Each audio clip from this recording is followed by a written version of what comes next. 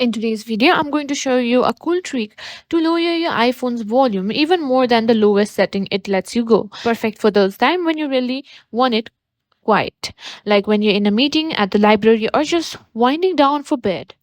First things first, let's see what the lowest volume settings look like. Simply go to your iPhone's home screen, then use the volume buttons on the side of your phone to lower the volume all the way down.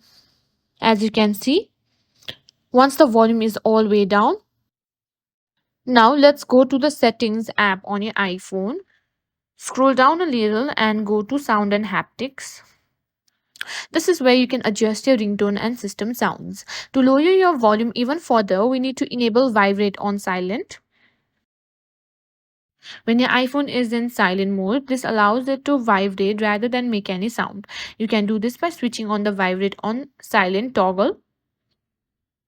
If you cannot find it, you may need to simply update it.